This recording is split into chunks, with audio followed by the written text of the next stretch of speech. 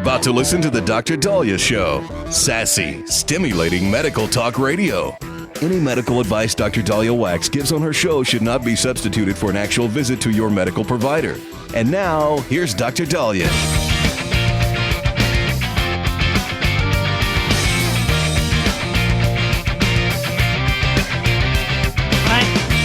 We are back on the Dr. Daliah Show. Thank you all for tuning in. 1-877-Dr. 1-877-DOC-DALI. So Eric Dane, actor, most known for his role on Grey's Anatomy, has revealed that he's been diagnosed with amyotrophic lateral sclerosis, or ALS. We more commonly know this as Lou Gehrig's disease. And he spoke to People magazine on Thursday, according to The Independent. And he said he's going to continue to work, specifically, he's going to continue to film season 3 of Euphoria, regardless of his health. But he says, I have been diagnosed with ALS. I am grateful to have my loving family by my side as we navigate this next chapter. He says, I feel fortunate that I am able to continue working, and I'm looking forward to returning to the set of Euphoria next week. I kindly ask that you give me, my family, and I privacy during this time. So ALS affects nerve cells in the brain and spinal cord, and you end up starting to get a wasting away of the muscles that are responsible for controlling voluntary movement. Eventually, then, it could also affect other functions in your body. So, we talked about this when San Francisco's 49er Dwight Clark back in 2017 revealed that he had it. He had first noticed symptoms in his left hand in September 2015. So ALS, it was discovered in 1869 by French neurologist Jean-Martin Charcot, known as the father of neurology. And he and his colleagues discovered that spinal cord lesions, depending on where they occurred, would present differently in a patient as their paralysis progressed. And so it was named ALS by the 1870s, but many people still call it Charcot's disease. So even though it was named amyotrophic lateral sclerosis in 1870, Yankee legend Lou Gehrig in 1939 gets diagnosed with ALS. And then people started to call it Lou Gehrig's disease. 2 weeks after he retired, he gave his famous farewell speech. He said, "Fans, for the past 2 weeks, you have been reading about a bad break I got. Yet today I consider myself the luckiest man on the face of the earth. For most of the nation, this was the first time they even heard of this disease." Lou Gehrig actually died 2 years after that speech. And so they call it Lou Gehrig's disease. So it's a progressive neurodegenerative disease. It causes the death of neurons responsible for innervating muscles. If the muscles don't receive the signals, then they could weaken, twitch, atrophy. And muscle atrophy then leaves you unable to move. You can't speak, eat, eventually not breathe. One of the majority causes of death of those people with ALS is respiratory failure. And so, this is, it's not easy. And so, according to the ALS Association, they say motor neurons reach from the brain to the spinal cord and from the spinal cord to the muscles throughout the body. This progressive degeneration of the motor neurons in ALS eventually leads to their demise. We don't have a lot of treatments. Early symptoms include muscle twitches in the arm, leg, shoulder, tongue, cramps, tight, stiff muscles, muscle weakness, slurred or speech that ends up seeming to resonate more from the nose than the larynx, and then difficulty chewing and swallowing. They say the first sign of ALS usually appears in the hand or arm and could show as difficulty with simple tasks like buttoning a shirt, writing, or turning a key on a lock. In other cases, symptoms might affect one leg. People may experience awkwardness when walking or running. They may trip or stumble more often. We don't have a cure. Now, we do have some drugs to decrease the discomfort or maybe slow things down. Riluzole, Radicava, that the FDA has approved. But, sadly, we don't have a cure. It is more common in people age 55 to 75. Interestingly, it disproportionately affects former members of the armed forces.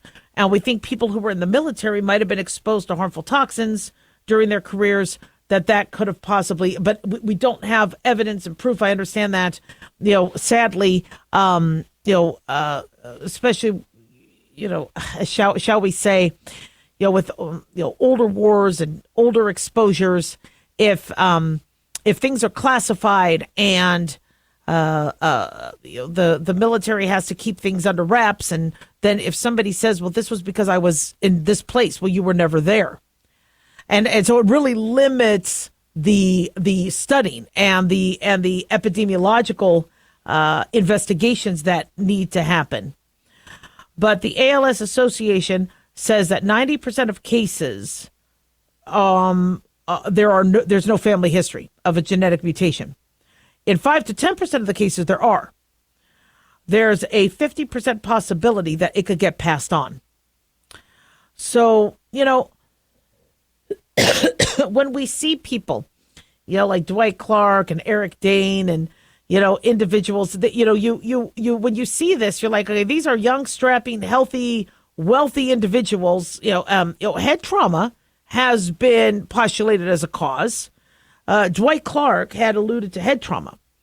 There was a 2010 study out of Boston University, and it looked at an abnormal protein called TDP43.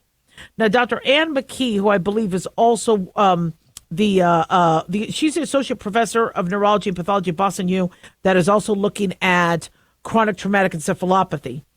But she had found high levels of this protein in the brain and spinal cord of 2 former professional football players and a former boxer who sustained repeated head trauma and who developed ALS. Another study in 2007 found an 11 times increased risk of ALS among Italian soccer players who had suffered multiple head injuries when compared to those who never sustained head trauma. So, some people think that smoking could also play a role. There's another theory that glutamate, which is a chemical messenger in the brain, which appears high in ALS, could also be affecting nerve cells as well. So, we have, I think, close to 20,000 Americans with ALS. Remember that Ice Bucket Challenge? That Ice Bucket Challenge raised about $115 million for research years ago. But, for those of you that have any sort of neurological symptoms, or you don't feel like you could trust your arms or your legs, or, trust what your body needs to do, get it checked out. I'm not saying it's ALS, just, get that. The sooner we could get on top of it, the better. 1-877 Doc Daliah.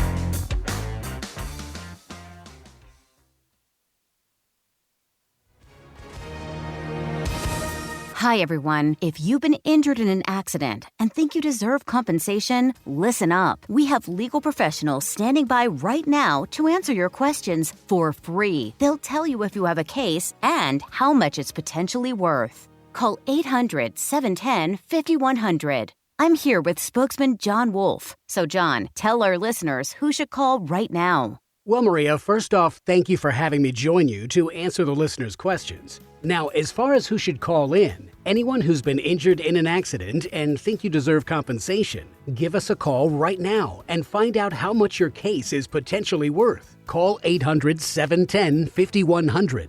Thanks, John. You heard it, folks. If you think you deserve compensation, call now to find out how much you qualify for. 800-710-5100. Advertisement sponsored by Legal Help Center. May not be available in all states.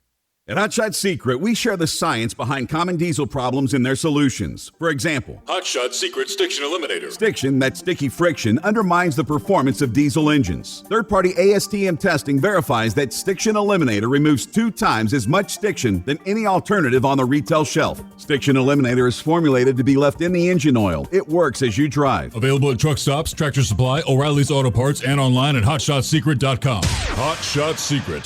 Powered by science. In a study, it was found that 33% of 44 herbal supplements had no trace of the advertised herb. Don't let that happen to you. Hi, this is Dr. Mitch. If you want to ensure quality, please go to TotalWellness.com. Supplements made for physicians, only now available to you too. TotalWellness.com, helping you to look good, feel good, and enjoy total wellness.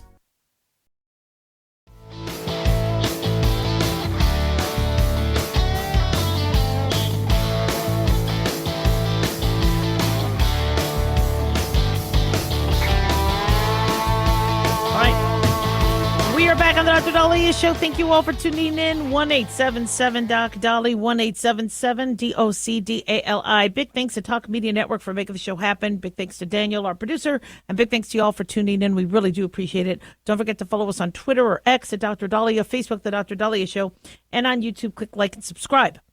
So Passover starts tomorrow night, and it goes for 8 days, and we observe at this time the plight of the Hebrews and their slavery and how God and Moses brought us out of slavery. And it was it's a fascinating story. I'm not going to reiterate the whole story, but being a physician, trying to look, when I look at the Bible and, having the science background, I now that, they think they found the ark, part of the Noah's Ark. They believe they found the Ark of the Covenant. The Bible is a historical document. There's I know people debate how much of it is true, but the plight of our ancestors was documented. And Jacob, one of the 12 sons of Joseph, one of the 12 sons of Jacob, had moved his family to Egypt, and the Pharaoh at the time loved him. He was a I don't want to use the word fortune teller, but he could predict the future, like the 7 good years, the 7 bad years. And the Israelites lived in harmony in the province of Goshen. And then all of a sudden, with new leadership, which seems to happen now, groups of people appear to be perceived as a threat, or just Pharaoh Ramses II just didn't like him. And so after Joseph and his brothers and their descendants, die, now we have a hostile Pharaoh who wants the Israelites enslaved. They also systematically drowned their firstborn sons in the Nile. Now, because the firstborns were being decreed to be killed, the Pharaoh's daughter had the mom of Moses had hid Moses by sending him down the river, putting him in a basket. Well, the Pharaoh's daughter found him, pulled him out, and that's where he got his name Moses. She adopts him into the Egyptian royal family. He reaches adulthood, later becomes aware of his true identity, sees the brutal treatment, actually kills an Egyptian slave master, and so he has to leave, and he ends up reuniting with his true brother and family, and then God gives him a decree to, commands him to return to Egypt and free his kin from bondage. And now that's pretty, it's a pretty tall order to do. I got to free all my people and then take them where? And he did it with the help of God and with the help of his brother Aaron, and he approaches Pharaoh and with God's help saying, look, God's going to be bringing on plagues. And if you do not, abide, these plagues come. So he asks Ramses II to let my people go. Now, this Ramses II was a real son of a, had mood disorders and narcissism, and he would say okay, fine, and then no, and then and so it took about 10 plagues to finally convince Pharaoh to let the people go, and he still went after him. So the first of the plagues was blood, second frogs, third was lice, gnats, fleas, fourth was flies, 5 was pestilence, 6 were boils that would plague the Egyptians, 7 was hail, 8 locusts, 9 was darkness, and then 10 was the killing of the firstborn. So when you read the story, you're like, wow, all right, so God turned the water to blood, sent frogs, but there's actually there's scientific background to this. And scientists have debated how these occurred. So the blood, when the water of the Nile turned to blood, it was undrinkable. So one theory is that red clay could have washed into the river and tributaries, or red tide. Red tide is an algae bloom of Oscillatoria rubescens. I don't know if you've seen pictures of this, but the water looks like blood. It's exquisite, but it's an algae bloom that's toxic. So this algae bloom can make the water undrinkable, also kill nearby fish. Now, once the water is unlivable, well, then the frogs aren't going to be around there. So now the frogs swarmed into the towns and the homes. One theory said because the frogs couldn't live near the water, there was the toxicity, the smell, the lack of ability to get decent food, they went into they moved more into the towns and the homes. Now, I know people said, well, there were frogs everywhere. Well, I don't know about you guys, but if there's a spider in the house, I call my husband, I act like, it's arachnophobia and, like Jumanji. I mean, we are being completely inundated with spiders with just one spider. So when the reports are like there's frogs everywhere, somebody seen 5 frogs is going to say there's but frogs came. Now that you have frogs, well, now we have the lice, the gnats, and the fleas. The frogs eat insects. They keep the population in control. They hang out by the marshes and the rivers. Now, because the drought and the unlivable water conditions, the frogs left. They eventually died. Insects go unchecked. The fleas. Now you have flies. Flies are starting to encompass the 4th plague. And because you have lack of competing insects and frogs not eating them, now you have more flies. Not to mention flies come in to feed on the dead frogs. Now you would think Pharaoh would have given in. No, he still hasn't given in. So the 5th plague was the death of Egyptian livestock. Well, if there are insects and fleas, those carry disease. And they believe that many of them could have injured the livestock, not to mention the drought and the undrinkable water. Well, boils then came on. Now, boils, so if you have livestock getting ill, well, humans can also get ill. Insects carry disease. You have lack of clean water and food. Now you're more susceptible. Now, one theory is smallpox outbreak had occurred. Why? Because researchers found smallpox scars on recovered mummies and postulated that 3,000 years ago there was an epidemic that could have occurred. Well, that was the time of the Israelites leaving Egypt. So it could have been coincidentally a smallpox, or as the livestock was getting hit, then the humans got hit. Now, hail. Hail was scary. They think that the hail could have come from a nearby volcano. And so 3,500 years ago, the Santorini volcano north of Crete in the Aegean Sea erupted. Now, hail, then, of course, you're going to have locusts. Locusts is the next one. They're swarming. If there's a volcano nearby, they're getting the hell out of that. And then because of the smoke and the plume from the volcano, darkness came. So the 9th plague was darkness. Well, without light, temperatures drop. You can't work. Crops won't grow.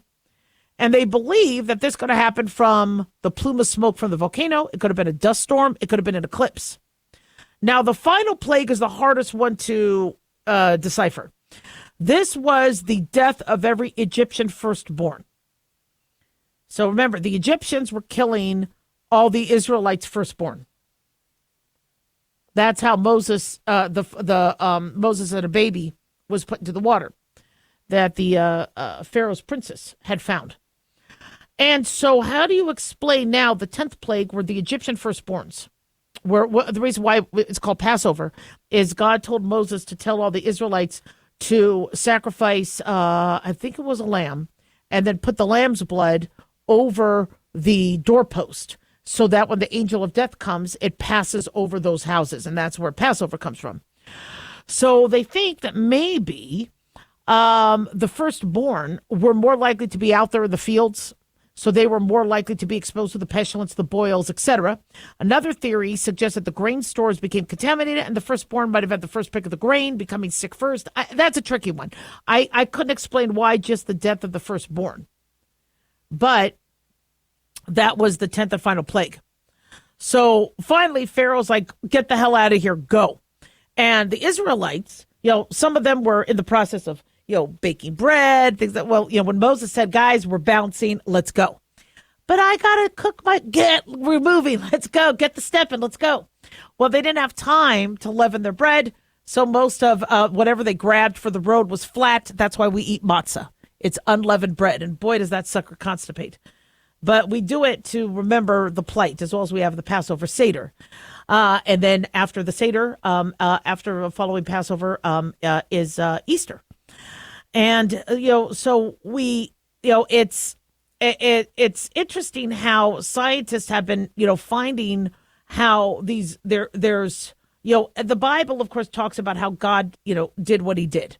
And for those of us with faith, we believe it came from God's hand. But for those who are like, but how? What was the conduit? What scientifically happened? It's a fascinating topic.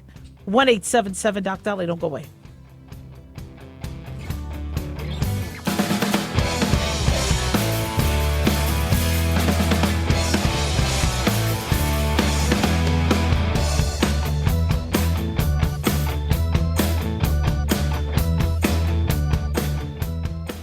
Dr. Daliah here. Are you tired, burned out, gaining weight, succumbing to the daily pressures of life? Well, how's your dopamine doing? How you feel right now, how you'll feel an hour from now, and how you'll feel next week is completely reliant on your dopamine. Our daily motivation and willingness to push through challenges depends on the intricate chemical process dopamine provides. Christian Kalikas and I created Deploying Dopamine, a book that tells you what dopamine is, when it dysfunctions, and how to successfully deploy it when needed. Find Deploying Dopamine on Amazon today. Check it out.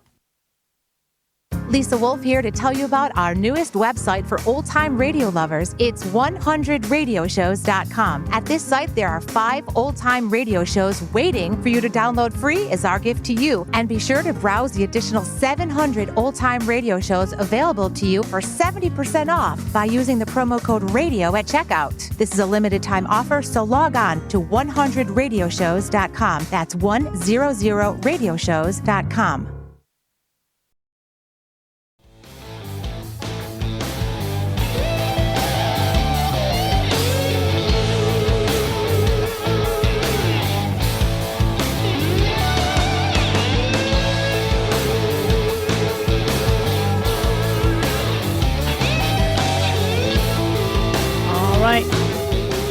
We are back on the Dr. Daliah Show. Thank you all for tuning in. 1-877 Dr. Daliah, 1-877 DOCDALI.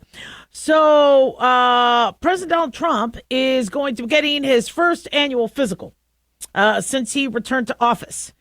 And, I'm not nervous. I am amazed at how well he's doing. He's 78 years old. From what I understand, he passed his other physical with flying colors. I think he had like a little bit of high cholesterol.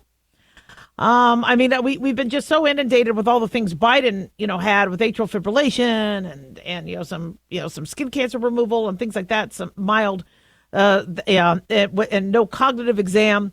That I think we forgot how Trump did. But from what I understand, he did pretty well last year. And he says, I have never felt better. But nevertheless, these things must be done. I am pleased to report that my long-scheduled annual physical exam will be done at Walter Reed Army Medical Center on Friday of this week. So he has arrived at the facility in Bethesda, and he is getting his physical. Mind you, he was assassinated months ago. So it'll be interesting to see if that took a toll. I hope it didn't on other body parts. But gosh, his ear looks fantastic. Since the bullet had grazed it. And we are just so grateful he lived through that.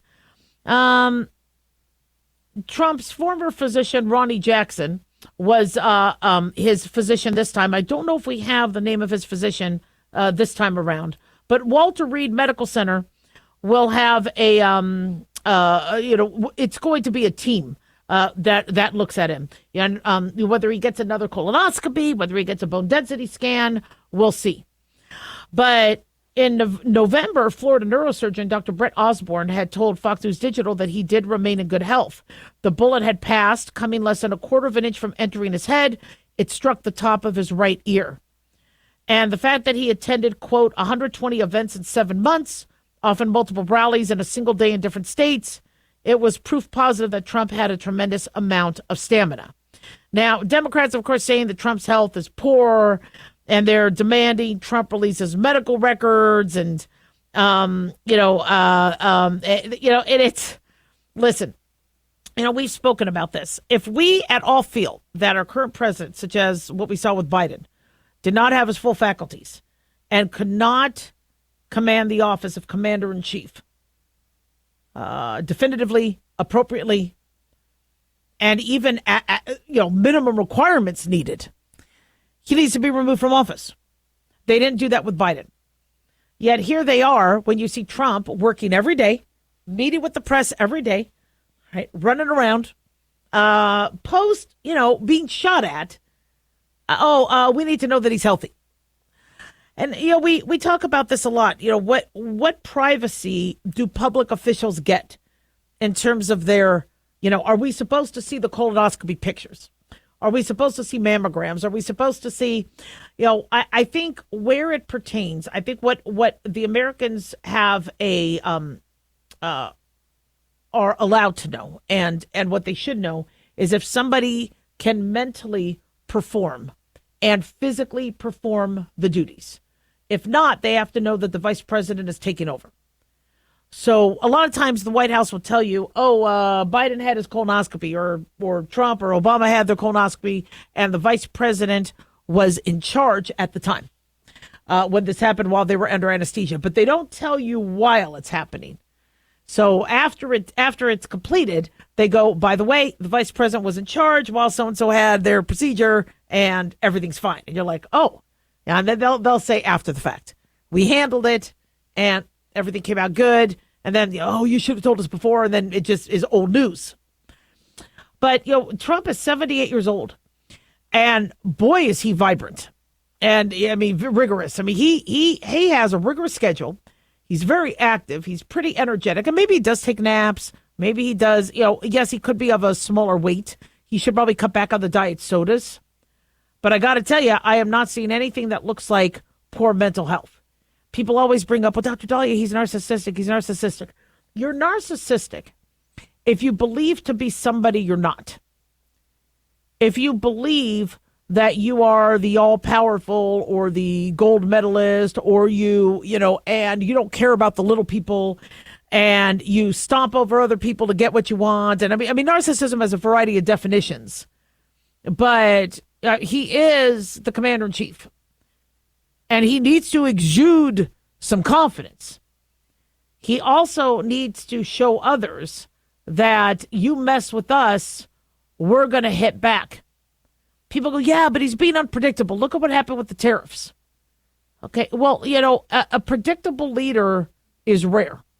You aren't going to have somebody that's going to spell out, okay, this is what we're going to do. If China decides like they did to raise it to 125, okay, America, this is my game plan. I am going to hold out till they get up to 133%. Once they get up to 133%, I'm going to back down. You're not going to see a president say that. You're not going to, have somebody just completely open up all their plans. And also, a lot of what I think Trump is doing is a distractor. He needs the media off his butt when he's doing certain things. And the media just loves to rip into him, and especially the liberal media. So he's going to give them something to chew on. If the worst thing they could say about him is he paused the tariffs in those countries who said, you know what, we got your message, we're going to work with you. Great. That was the whole point. We wanted these other countries to work with him. China, no, he's not. And they're escalated. Apparently, China has hiked its levies on imports to 125% on Friday. And then Trump rose the tariffs on Chinese goods to 145%. This is in response to Chinese goods up to 145%. And so China says they're not budging. He's not budging. And he's getting this physical. I hope he's in good health. Same thing with Biden. I wanted him to be in good health. What I wanted with Biden, though, was a mini mental status exam, an MRI of the brain to see if there was atrophy and to figure out what exactly is the diagnosis, what's going on. Because we did not think he had all his faculties. We didn't think he was cognitively sharp. And I'm not here to diagnose somebody over a radio show, but we all saw he had major issues and he needed help. Even Obama had to help him while he was campaigning in 2020.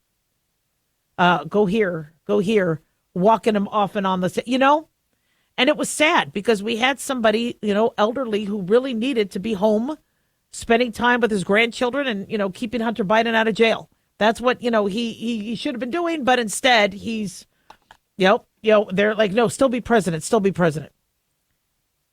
So Trump did do a mini mental status exam. I don't know if they're going to do another one just to tell people, look, this was his test. So, but the heck out. But, a man of that age, obviously we're concerned of a lot of things. We're concerned about his blood pressure. We're concerned about stroke risk. We're concerned about, his weight, heart attack, diabetes, and so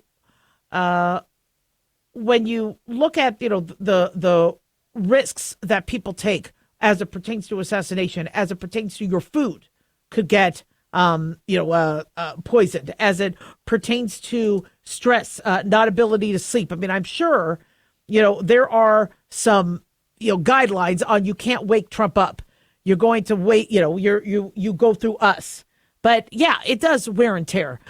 His results back in 2018 showed that he weighed 239 pounds. He had a resting heart rate of 68, which is fantastic. A blood pressure of 122/74, not bad. Good oxygenation. In terms of, he actually had a low dose CT scan of his chest to make sure that there was no pulmonary pathology. His ejection fraction of his heart was 60 to 65%. Fantastic. But his cholesterol was a little high. He had 223 cholesterol, LDL 143. And so we'll see what happens with this next physical. 1-877 Daliah. Don't go away.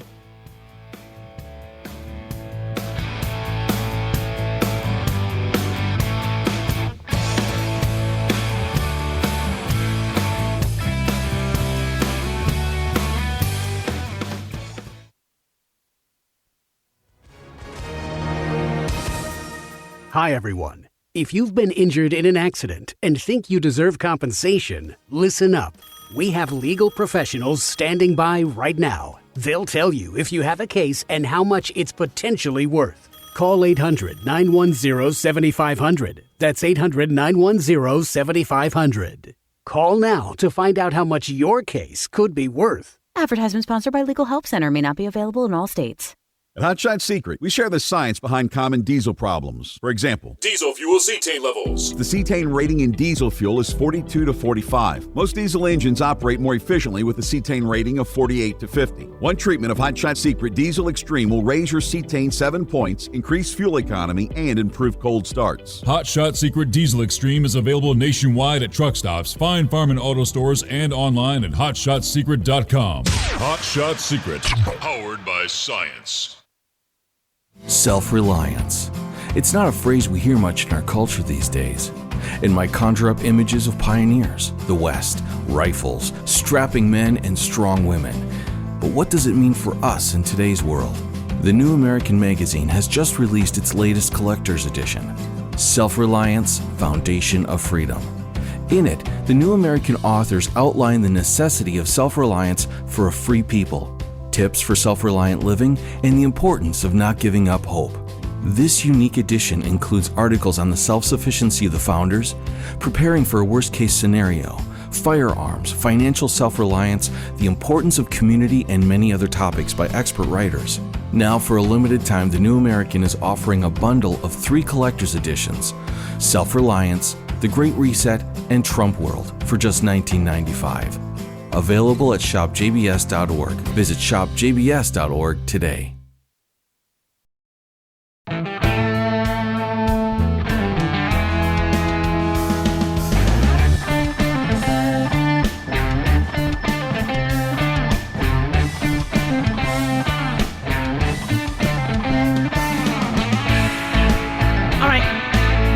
Back on the Dr. Daliah Show. Thank you all for tuning in. 1-877-DOC-DALI, 1-877-DOC-DALI. So, did you know that there are individuals who have not been born yet? They're going to be born in the year 2154. But these individuals that haven't been born yet have already got $41,000 in unemployment benefits. They haven't even been born. They aren't even an egg yet. Because you're an egg on your mom's ovary, when she's a little girl and a baby. They're not even eggs yet. And they already have unemployment benefits. The money's been spent. What the hell is going on here? So Doge on X, on Twitter, wrote, this caught my eye, an initial survey of unemployment insurance claims since 2020 revealed the following. 24.5 thousand people were over 115 years old, and they claimed $59 billion in benefits. Did you know that we have 24.5? This isn't the Social Security chart where we had 300 years old. Now we're looking at the unemployment. This is what Doge found. We have 24,500 people who are over 115 years old that got $59 million in benefits. 28,000 people who were between 1 and 5 years old, so barely kindergarten. Apparently, they got unemployment. $254 million in benefits. How are 2-year-olds and 3-year-olds getting unemployment benefits? Let alone $254 million. 9 points. I thought we had child labor laws. 9.7 thousand people with birth dates over 15 years into the future got $69 million in benefits. Now, there's somebody with the birthday in 2154 got $41,000. So what the hell is going on? Waste, fraud, abuse. Now, Elon Musk and Doge, this is according to the Daily Post Nigeria, says that they have announced that California, New York, and Massachusetts are the worst offenders. They accounted for the most improper unemployment claims in the United States of America. Now, mind you, California and New York are the most populous, but still. They said 3 states accounted for most unemployment claims since 2020, totaling $305 million in benefits. According to Doge, California accounted for 68% of unemployment benefits paid to parolees identified as terrorists or with criminal records. They said additionally, California accounted for, that's okay. So Doge is now probing, and the more they probe, the more they find. Doge was supposed to sunset July 4th. The Department of Government Efficiency is not supposed to be a long-term post. Once you find it, we stop it.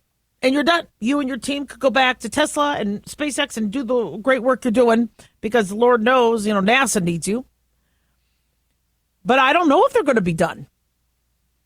Now, we're being told that Elon Musk will leave in May and go back to his and I'm amazed he was able to put in the time that he already could.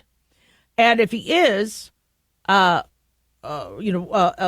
instilling a team and training a team and building a team that could take over for him, I am sure that, Doge will still find what needs to be found. But I don't know if they're going to be done with their work by July 4th.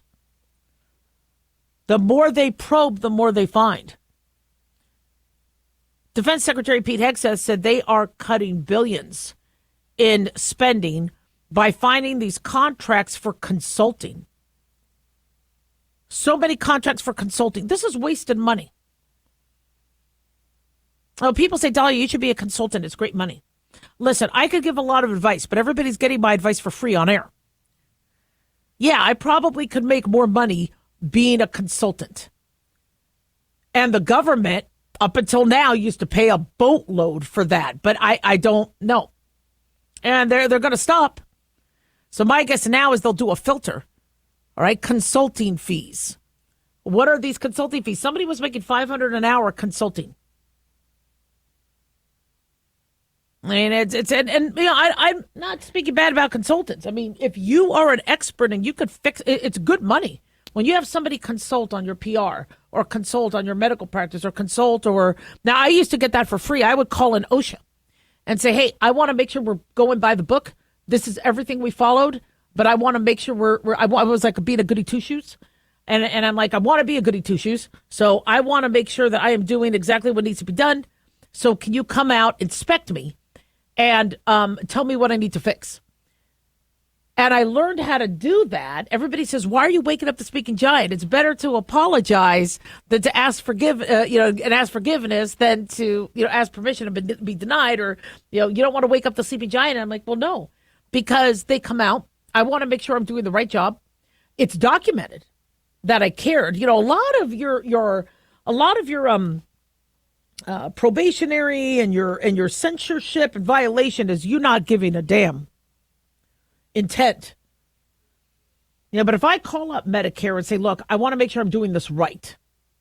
Remember, I had a biller that built a pap smear on a man. And I decided, just for poops and giggles, to oversee what they were doing. And I don't know how they did that or why they did that, but I called up Medicare saying, please, please, please, for the love of God, don't pay me. And the person laughed, but said, look, if it already went out, there's no way for me to stop it. Just if you get paid, immediately turn around and pay them back. And I go, can you please document I called and I caught this, and I did. They did pay. I sent it back. I believe they did. Maybe they didn't. I don't know. I always get paid on all my things, but whatever. I made sure I followed up with paperwork and followed up with, because I when it comes to, you want to show you have no intent. If there's intent to do fraud, you get in trouble. But if you're like, look, I want to make sure I'm doing by the book. I want to go by the book. And interestingly, when OSHA does that, for those of you doctors who are listening, at the time, they would give you a 2-week hands off, meaning everybody leaves you the hell alone. Because if you are in the process of updating your eyewash or fixing a couple of the things that they want fixed, having maybe, 2 additional garbage cans, whatever, that, you have 2 weeks to do it. And it's a really good system. And I think I probably called OSHA 3 or 5 times throughout the course of my practice of 16 years to make sure I was doing everything by the book. And so, if you have a skill and value, you should be paid for that. Absolutely. But what are taxpayers spending billions of dollars for consulting on? I mean, I thought the reason why we're paying for all these employees is because they are the experts. And so when you look at these unemployment claims, and remember, we knew that people were doing major fraud during COVID. Excuse me, because if you got an extra $600 a week to not work, people didn't want to go back to work. Or they were only working under 10 hours a week, so they could then double dip, where they got their employee, they got their money from their job, plus they got the extra 600 plus unemployment. It was ridiculous. And we heard that there was a lot of unemployment benefit fraud that happened in California as well as other states. So they should crack down on that. Now, unemployment is usually managed by states, but still the funding comes from government. And so, I love what Doge is finding, and it is about time somebody unveils the crap that's going on. 1-877-DOC-DALIAH.